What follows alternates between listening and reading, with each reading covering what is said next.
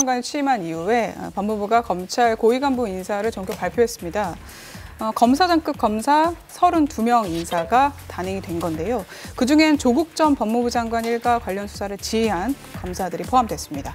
한동훈 대검 반부패 부장이 부산으로 갔습니다. 부산 고검 차장으로 갔고요. 청와대 선거 개입 하명 수사 의혹을 수사해온 박찬호 대검 공공수사부장은 제주지검장으로 전보 주시됐습니다.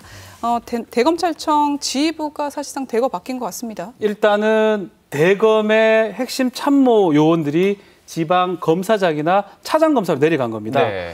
아마 수사에 대한 어떤 책임을 묻는 것도 하나 있을 거고요. 어떤 수사요? 이 가족 수사라든지 아니면 조국 관련 유재수 감찰 무마 사건. 사실 두 핵심 요원이 박찬호 공공수사부장이라든지 한동훈 반부패 부장이 그 두 사건을 수사 지휘했던 인물들이거든요. 근데 그거보다 더 큰 거는 뭐냐면 아침부터 인사 관련해서 대검찰청하고 법무부하고 말이 많았습니다. 맞습니다. 인사권은 법무부 장관이 갖고 있다. 인사권은 대통령이 갖고 있다라는 것을 확실히 보여주는 뭐 그런 어떤 인사가 아니었나 이렇게 평가를 할 수 있을 것 같습니다. 그러면 이제 청와대에서는 그동안에 뭐 조국 전 장관 관련한 수사가 뭔가 좀 잘못됐다라는 생각을 갖고 있나 보군요. 뭐 잘못됐다고 표현하기보다는 인사 관련된 최종 권한자는 지금은 법무부 장관이고요. 법상도 그렇고 그 위에는 대통령입니다. 그리고 검찰총장은 의견을 들어서 임명하면 되는 거거든요. 검찰총장의 의견을 그렇죠. 들어서. 그렇게 그거에 대해서 한다라고 보여주는 거라고 평가하면 될 것 같습니다. 그러니까 일선에서 묵묵히 일했던 검사들을 또 이렇게 인정해주는 인사다 뭐 이런 평도 있긴 하던데요. 그렇죠. 뭐 법무부나 딴 데서 일했던 인사를 조금 좀 중요 보직으로 데리고 온 게 아니냐 이렇게 평가가 될 수도 있습니다. 서울의 지검의 차장검사인데 지방의 지청자로 간다. 사실상 급수는 같아요.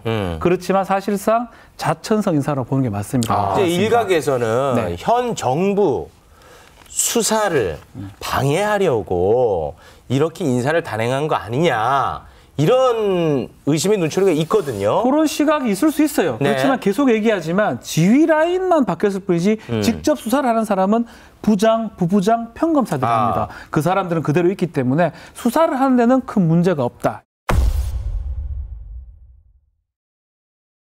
추미애 법무부 장관이 칼을 뽑아 들었습니다. 사실은 지금 채널A 기자의 검언 유착 의혹 사건, 이걸 지금 이 서울중앙지검 수사팀이 수사 중이었는데 그 중간에 지금 대검 지휘부에서는 아니다. 이거 외부에 전문 자문단을 꾸려서 의견을 좀 드려야겠다. 그래서 내일 소집을 걸었어요. 그런데 오늘 법무부에서 검찰로 공문을 보냅니다. 그래서 이 전문 자문단 소집 중단하라. 그리고 지금 수사하고 있는 수사팀의 수사 독립성을 보장하라. 그리고 윤석열 총장은 빠져라. 결과만 보고받아라. 굉장히 강한 공문이 내려간 거죠. 이렇게 지휘 감독권을 발동했다. 이게 오늘의 핫 이슈입니다. 어쨌든 뭐 반발도 있을 수 있고 이례적이니까 추 장관 입장에서는 좀 부담이 됐을 법에도 불구하고 이런 결정을 내렸다는 거는 그만큼 굉장히 화가 났다는 거 아니겠습니까? 네네. 화가 났다. 이렇게 감성적으로 표현하면 화도 났겠죠. 화난 모습이 어제 국회에서도 보여졌습니다. 결단해야 할 때 결단하겠다. 어제는 이게 그러면은 검찰총장이 거취까지도 법무부 장관이 압박하겠다는 건가 해석됐는데 그건 아니고 우선 법적으로 있는 이 지휘 감독권을 행사하겠다. 오늘 행사한 거예요. 그런데 그러면은 검찰은 불편하겠죠. 윤석열 총장이 아까 모욕감 얘기도 했습니다만 상당히 현재까지의 검찰 조직은 관행적으로 법무부의 간섭에 대해서 이거 독립성 훼손 아니냐 이렇게 반발을 해왔거든요. 그런데 이제 이번에는 일단 오늘 저녁 6시 이후에 나온 뉴스가 따랐습니다. 내일 예정됐던 이 전문 자문단 회의 소집은 중단하겠다. 근데 그 대신에 검사장 회의를 소집했어요. 검사장 회의를 소집을 하게 됩니다. 그러니까 일단 수사 지휘권에 대한 내용을 좀 받아들였는데 뜬금없이 회의가 있었단 말이에요. 검사장 회의. 이거 뭐 어떻게 검사장, 높은 간부들 회의입니까? 엄청 높은 사람들, 뭐 고등검사장, 지방검사장, 검찰청 지검장 이런 사람들을 불러 모았는데요. 사실 이런 거는 법상에 있는 기구는 아닙니다. 또 이거를 뭐 의결한다 해가지고 뭐 효력이 발생하지는 않습니다. 그러니까 회사로 지금 간부들이 모여서 회의하는 겁니까? 많이 높은 사람들을 불러서 지금 회의를 했는 건데 사실은 이거는 법적인 의미는 없지만 일단은 의견을 수렴하기 위해서 불러 모았다고 지금 알려져 있습니다. 그래서 그 자리에서 어떤 이야기가 오고 갔답니까? 지금 내용에 따르면 크게 한 3가지 정도 내용이 나왔다고 합니다. 그 회의에서 전문 수사단 중단, 그거는 그만하자. 자문단은 중단하자. 네. 다만 법무부 장관이 검찰총장을 지휘하면서 지휘 감독을 배제했던 부분, 이거는 좀 부당하다. 위법 또는 부당하다고 얘기를 하면서 네. 그래서 공정하고 엄정한 수사를 위해서는 특임 검사가 필요하다고 3가지 의견을 밝혔습니다. 그러면 얘기가 다 끝난 거 아니겠어요? 뭐 수사 자문단 같은 경우는 이미 이제 중단하기로 결정된 거니까 추미애 법무부 장관에게 특임 검사 좀 해주세요 이렇게 요청하면 되는 거 아니에요? 아닙니다. 이건 간단하지가 않고요. 이런 회의가 진행되는 동안 법무부 장관이 이런 얘기를 합니다. 특임 검사 얘기를 하면 명분도 없고 그거 안 된다고 이미 먼저 얘기를 해버립니다. 추미애 장관이 이미 얘기를 했어요? 아마 특임 검사가 임명될 것을 예상한 것 같습니다. 특히 특임 검사 같은 경우는 검사를 대상으로 하는 조사 기관이고요. 예. 이 특임 검사를 검찰총장이 임명할 수가 있습니다. 그러니까 법무부 장관이 네. 수사에서 손 떼라라는 지시를 안 들은 꼴이 되어버릴 수 있겠군요. 그렇죠. 그렇기 때문에 윤석열 총장은 진퇴양난이 아닌가 생각이 듭니다.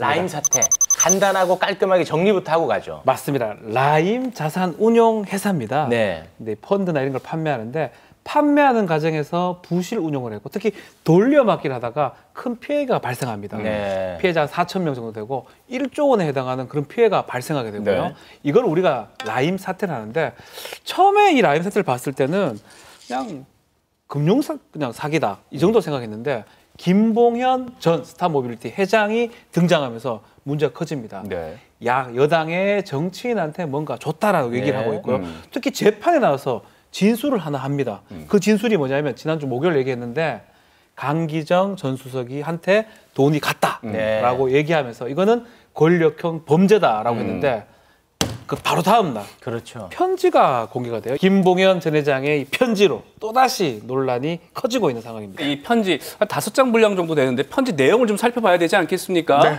김봉현 전 회장의 편지 주요 내용인데요. A 변호사와 검사 3명 술 접대 1,000만 원 상당, 검사 1명 얼마 후 라임 수사팀 합류. 이 김 전 회장 주장에 따르면 지난해 7월이죠. 이 라임 사태와 관련해 곧 수사가 이뤄질 것 같으니까 이 수사를 잘 봐달라 이런 명목으로 변호사 그리고 검사 3명에게 이른바 술 접대를 했다는 겁니다. 네. 그런데 이 자리에 참석한 이 검사들이 이른바 윤석열 사단으로 불리는 특수부 검사들이었고 이들이 라임 수사팀이 꾸려지면은 거기에 참여할 거다 이런 정보를 얻게 됩니다. 그리고 실제로 그중 한 명이 이 라임 수사팀 책임자로 참여했다는 것이 이 김 전 회장의 주장입니다. 이들뿐만이 아니라 뭐 정치인 얘기도 나오던데 이건 뭡니까? 맞습니다. 또 다른 대목이죠. 검사장 출신 야당 유력 정치인 변호사 수억 지급 후 면담 시 얘기했음에도 수사 진행 안 됨. 부실한 걸 이제 팔아먹기 위해 가지고 네. 이러한 향응을 제공을 하고 네. 로비를 했다라는 일반적 주장이 들어가 있는 건데 네. 만약에 저게 이제 사실이라면 향응을 받았던 것도 문제고 네. 또 하나는 편파 수사도 우리가 이제 또 생각해 볼 수 있는 거 아니겠습니까? 그렇죠. 그러니까 편파적인 수사 굉장히 문제될 수 있는 부분일 네. 텐데요. 이거 역시도 편지에 담겨 있습니다. 또 다른 대목입니다. 윤 총장에게 힘을 실어주려면 강력한 한 방이 필요. 꼭 청와대 강기정 수석 정도는 잡으라고 했음. 네, 굉장히 센 내용이 이제 나오기 시작하죠. 네. 무슨 내용이냐 보면은 검찰이 청와대의 한 인물 표적 삼아서 이른바 짜맞추기 수사를 했다는 겁니다. 그리고 이 모든 거는 이 윤석열 총장을 비호하기 위한 이른바 윤석열 사단의 합작품이란 것이 김 전 회장의 주장입니다. 그래, 뭐 어쨌든 간에 이제 굉장한 폭로성 편지 아니겠습니까? 네. 뭐 검찰도 나오고 뭐 야권 정치인도 나오고 이런 상황인데 검찰의 민감한 부분도 드러나 있단 말이에요. 네. 근데 이 수사가 과연 제대로 될지도 좀 의문입니다. 추미애 장관도 지금 수사 지휘권도 행사를 했는데 감찰 조사를 해가지고 어느 정도 일정 부분 확인이 됐다는 식으로 수사 지휘권 행사가 됐거든요. 예. 감찰 조사를 한다는 건 뭐냐면 김봉현 이 회장의 편지도 보면서 또 관련자들 진술도 확인하고 시간, 장소 같은 걸 확인했는 걸로 보입니다. 교차 검증을 했다고요? 아마 그렇게 예. 했을 겁니다. 그러다 보니까 오늘 추미애 장관이 저녁 한 18시, 6시 정도에 검찰 윤석열 총장한테 수사 지휘권 행사합니다. 더 이상 개입하지 말아라고 했고 대검의 윤석열 총장은 알겠습니다라고 했습니다. 검찰 총장이니까 법 얘기 계속 하고 계시잖아요. 추미애 장관 수사 지휘는 위법하고 부당하다. 뭐 부당은 그럴 수 있다고 치는데 위법은 법을 어겼다는 거 아닙니까? 이게 오늘 가장 위험한 발언이에요. 제가 느끼기에는. 왜냐하면 수사지휘권이 발동됐고 30분 만에 대검은 수용을 했습니다. 그래서 이거는 지난번보다는 짧게 갈등이 가는구나, 봉합됐다 이렇게 생각을 했는데 수용을 했으면은 첫 번째 추미애 장관이 수사지휘권 행사했을 때 이건 형성적 권리이기 때문에 그렇죠. 즉시 발동되는 거다. 어떤 권리? 형성적. 어려운 말을 그때 썼어요. 그래서 그 발효가 즉시되기 때문에 총장은 지금부터 이 수사에 대한 권한이 없다라고 이제 1차 때 얘기했고 2차 때는 그런 어려운 말을 쓰지 않았지만 자, 윤석열 총장은 지금부터 이 라임 사태에 대해서는 관여할 수가 없게 되었다 이렇게 이야기를 해요. 그리고 열심히 잘해서 피해자의 눈물을 닦아주고 국민의 의혹을 해소해달라는 당부를 합니다. 그런데 오늘 나와서는 이 수사 지휘권 발동 자체가 위법하고 부당한데 직접 합법을 안 썼어요.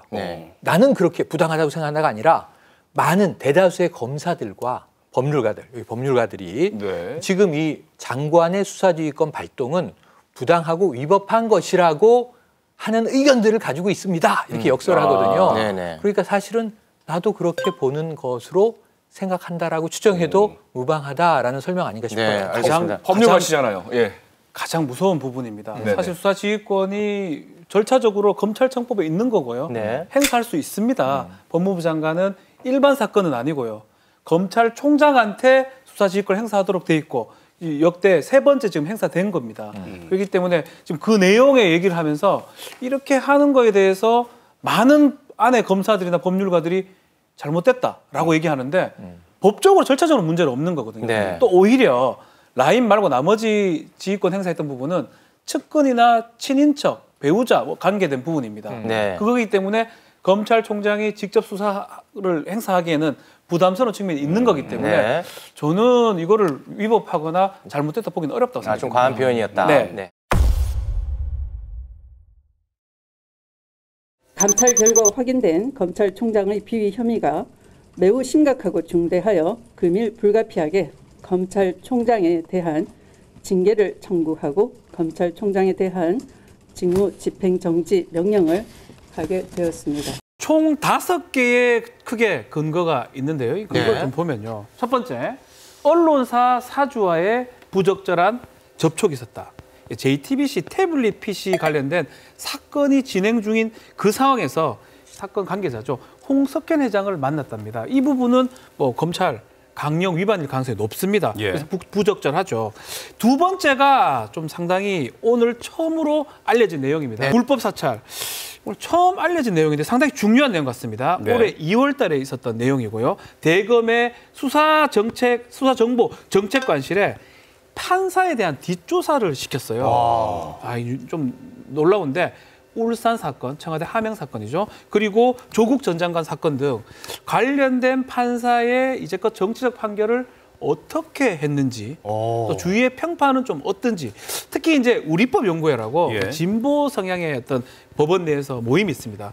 거기에 소속이 되는지 취미 활동은 또 뭔지 이런 것들을 좀 준비를 조사를 해가지고 요거를 갖고 개인정보 이 성향에 대해서 이 대검의 반부패 강력부에 조사하라고 또 전달하라고 지시를 했던 것입니다. 그러니까 정리를 하자면 검찰에서 조국 관련 담당 판사를 사찰을 했다라는 건데 만약 그 사실이라면 이 파장이 엄청 클 것 같은데요. 채널A 및 한명숙 전 총리 사건 수사 및 감찰을 방해했습니다.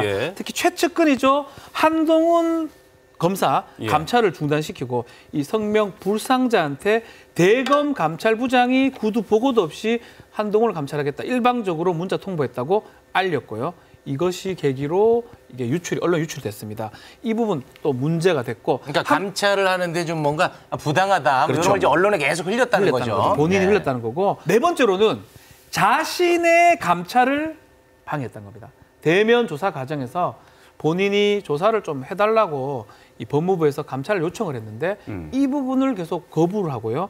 결과론적으로 방문 조사를 안 했습니다. 네. 그러니까 네. 본인의 감찰도 방해했고 이거는 법무부 감찰 규정의 위반이라는 게 이제 법무부의 지금 입장인 겁니다. 예. 다섯 번째 마지막으로 검찰총장으로 정치적 중립을 훼손시켰다라는 얘기가 있는데 이거는 국감 뭐 질의 과정이 기억이 날 겁니다. 지난 국감. 국감에서 퇴임 후에 뭐 봉사하겠냐라고 하니까 정치에 좀 참여하겠다 이런 뉘앙스로 발언을 했습니다.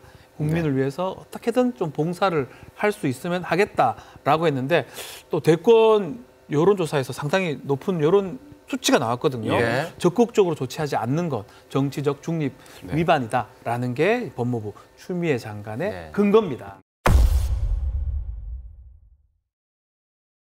먼저 징계 사유 하나씩 좀 짚어보도록 하겠습니다. 일단 첫 번째로 이 법관, 재판부에 대한 성향을 보고 작성한 그 문건이 있었는데 이게 불법적인 어떤 사찰이 아니냐라는 그런 의혹 부분이 일단 첫 번째로 인정이 됐고요. 두 번째는 본인의 측근으로 분류가 되는 한동훈 검사장이 채널A라는 언론사와 유착 관계가 있지 않았냐 의혹이 있었지 않습니까?